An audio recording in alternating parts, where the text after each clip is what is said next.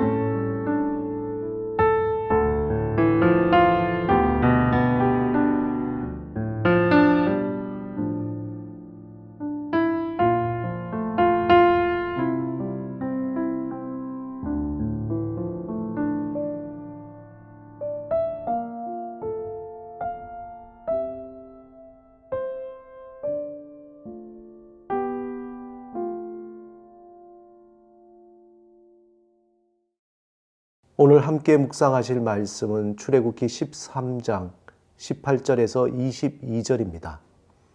이 말씀을 통해 하나님이 우리에게 주시는 음성을 듣겠습니다. 그러므로 하나님이 홍해의 광야 길로 돌려 백성을 인도하심에 이스라엘 자손이 애굽 땅에서 대열을 지어 나올 때에 모세가 요셉의 유고를 가졌으니 이는 요셉이 이스라엘 자손으로 단단히 맹세하게 하여 이르기를 하나님이 반드시 너희를 찾아오시리니 너희는 내 유고를 여기서 가지고 나가라 하였음이더라. 그들이 숫곳을 떠나서 광야 끝 에담의 장막을 치니 여호와께서 그들 앞에서 가심에 낮에는 구름 기둥으로 그들의 길을 인도하시고 밤에는 불 기둥을 그들에게 비추사 낮이나 밤이나 진행하게 하시니 낮에는 구름 기둥 밤에는 불 기둥이 백성 앞에서 떠나지 아니하니라. 일전에 저희 아버님이 그림 퍼즐을 가지고 맞추면서 계셨습니다. 그 퍼즐이 그냥 단순히 50개 또 100개 그런 수준이 아니라 500개 퍼즐이었습니다. 제가 보기에는 그 한 조각이 어디에 맞는지 잘 알 수 없었을 것 같은데 아버님은 그 퍼즐을 가지고 아주 즐겁게 퍼즐을 맞추시는 걸 보고는 제가 참 보기가 좋았습니다. 80이 넘으신 아버지가 그 복잡한 것을 펼쳐놓고 하나씩 맞추는 그 가운데에 저는 문득 이런 생각을 해보았습니다. 우리의 인생이 마치 그림 퍼즐을 맞추는 것과 같지 않을까 하는 생각을 해본 적이 있습니다. 하루 또 하루라는 그 그림이 또 비슷하게 보이지만 어제와 오늘 그리고 내일이 다른 그림이라는 것을 시간이 지나면서 자연스럽게 알게 되었습니다. 또한 하루라는 그림 조각은 어제와 내일 그리고 서로 독립적이지만 서로 뗄래야 뗄 수 없이 연결되어 있다는 것을 또한 우리는 알게 됩니다. 오늘 본문 19절에 이스라엘 백성이 애굽 땅에서 나올 때에 요셉의 유언에 따라 그의 유고를 가지고 나오는 장면이 있습니다. 오늘 본문에 보면은 요셉은 놀랍게도 하나님이 반드시 너희를 찾아오시리니 너희는 내 유고를 여기서 가지고 나가라. 그렇게 예언을 했습니다. 이 예언, 요셉의 유언과 같은 그 예언은 무려 430년이 지나서 이루어진 것입니다. 저는 개인적으로 하나님이 반드시 너희를 찾아오시리니 라는 이 구절을 묵상하면서 깊은 하나님의 은혜를 경험했습니다.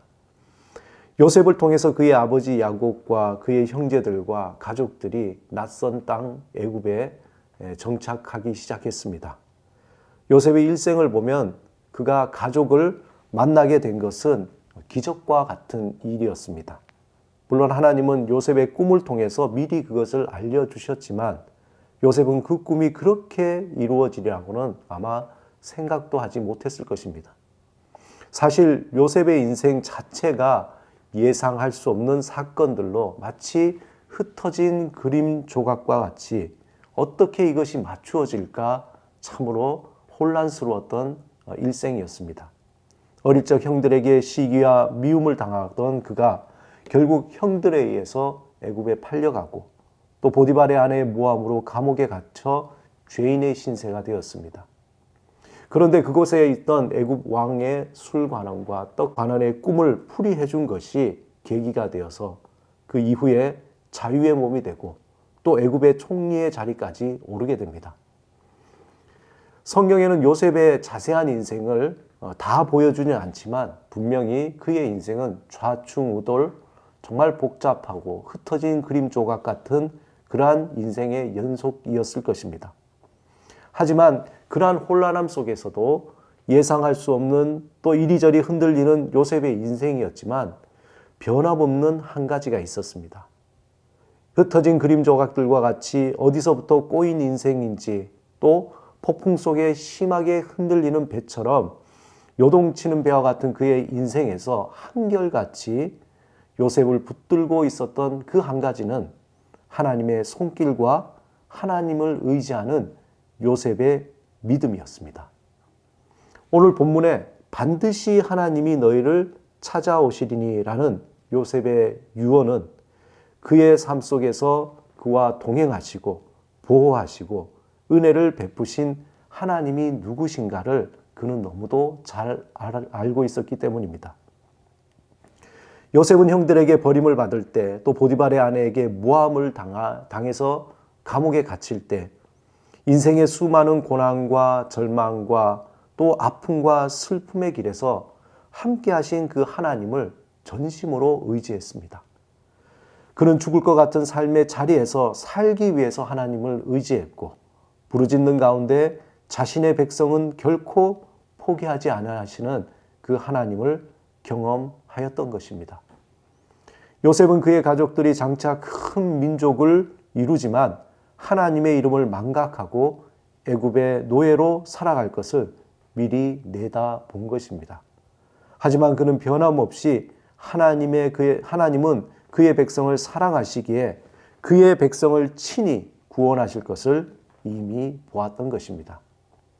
요셉의 예언은 하나님이 자신의 인생 또한 자신의 민족을 구원하실 분이 누구신지 알기에 나온 그러한 믿음의 고백이었습니다.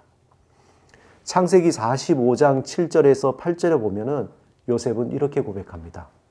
하나님이 큰 구원으로 당신들의 생명을 보존하고 당신들의 후손을 세상에 두시려고 나를 당신들보다 먼저 보내셨나니 그런즉 나를 이리로 보낸 이는 당신들이 아니요 하나님이시라. 요셉의 예언대로 하나님은 이스라엘 백성에게 찾아오셨고 모세를 세우시고 10가지 재앙을 통해서 애굽과 주변 모든 나라들에게 여호와 하나님이 누군가라는 것을 분명하게 알렸습니다. 하나님은 이제 이스라엘 백성을 애굽에서 이끌어내시고 그의 그림 퍼즐을 새롭게 맞추기 시작하셨습니다. 이스라엘 백성은 이제 애굽의 노예가 아닌 하나님의 백성으로 하나님이 약속하신 땅으로 인도함을 받습니다. 본문 21절 22절에 하나님은 이스라엘 백성을 인도하실 때에 낮에는 구름 기둥으로 밤에는 불 기둥으로 함께 하시며 그들을 보호하시고 그의 길을 인도하십니다. 사랑하는 여러분, 그림 퍼즐과 같은 우리의 삶에도 하나님은 찾아오셔서 예수 그리스도 안에서 우리를 하나님의 백성으로 초대하시고 낮에는 구름 기둥으로 밤에는 불 기둥으로 인도하시며 우리를 향한 하나님의 그림 퍼즐을 맞추고 계십니다. 아브라함에게 찾아오시고 이삭과 야곱과 요셉에게 찾아오셨던 하나님, 고통 속에 부르짖는 이스라엘 백성에게 찾아오셨던 여호와 하나님이 이제 우리의 하나님이 되셔서 우리를 보호하시고 우리를 인도하시고 그의 풍성한 길로 우리를 이끌어 주십니다. 오늘 하루를 시작하며 우리와 함께 하시며 또 우리의 능력과 피난처가 되실 하나님을 전심으로 의지하시기 바랍니다. 오늘도 하나님은 우리를 구름 기둥과 불 기둥으로 인도하시며 우리를 향하신 하나님의 뜻을 이루실 것입니다. 하나님께 감사하며 겸손히 또 성실함으로 우리에게 주어진 오늘이라는 그림 조각에서 주의 복된 삶을 누리시기를 주님의 이름으로 축원합니다. 이 시간 함께 기도하시겠습니다. 주님, 우리를 구름 기둥으로 불 기둥으로 인도하시고 보호하여 주옵소서. 우리에게 담대한 믿음과 감사하는 마음으로 겸손하게 오늘을 살게 하옵소서. 예수 그리스도 이름으로 기도드립니다. 아멘.